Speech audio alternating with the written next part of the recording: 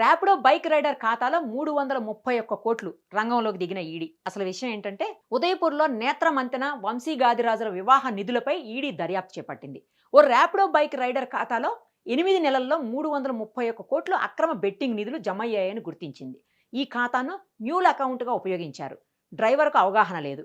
గుజరాత్ యువ రాజకీయ నాయకుడికి ఫార్మా కింగ్ మంతెన రామరాజు నిర్వహించిన ఈ పెళ్లికి సంబంధాలున్నట్లు వెల్లడైంది. ర్యాపిడో బైక్ డ్రైవర్ ఖాతాలో 331 కోట్లు లావాదేవీలు జరిగిన షాకింగ్ మనీ లాండరింగ్ కేసు వెలుగులోకి వచ్చింది. ఈ కేసులో ఎన్ఫోర్స్మెంట్ డైరెక్టరేట్ చర్యలు ప్రారంభించింది. వాస్తవానికి ఆగస్టు 19, 2024, ఏప్రిల్ 16, 2025 మధ్య ర్యాపిడో బైక్ డ్రైవర్ బ్యాంకు ఖాతాలో 331.36 కోట్లు జమ అయ్యాయి.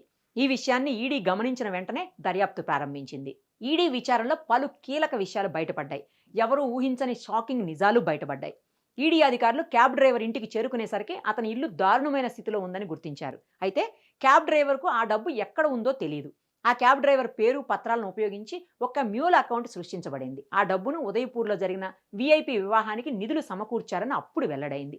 ఉదయపూర్లో నేత్రమంతెన వంశీగాదిరాజుల పెళ్లి వేడుకలపై ఈడీ దర్యాప్తు ప్రారంభించింది.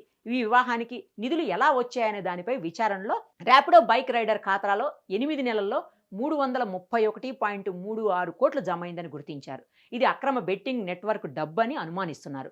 డ్రైవర్కు లావాదేవీలపై అవగాహన లేదని తెలిసింది. అతని ఖాతాను మ్యూల్ అకౌంట్గా వినియోగించినట్లు భావిస్తున్నారు. లగ్జరీ హోటల్ బుకింగ్ కోసం 1 కోటి డిపాజిట్ వెనక గుజరాత్ యువ రాజకీయ నాయకుడికి సంబంధం ఉన్నట్లు వెల్లడైంది. అసలు డ్రైవర్కి తెలియకుండానే అతని ఖాతాలోకి కోట్లాది రూపాయలు జమ చేయబడ్డాయి. ఆపై అనేక అనుమానాస్పద ఖాతాలకు బదిలీ చేయబడ్డాయి. ఈ లావాదేవీల్లో ఒకటి 1x బెట్టికి లింక్ చేయబడింది.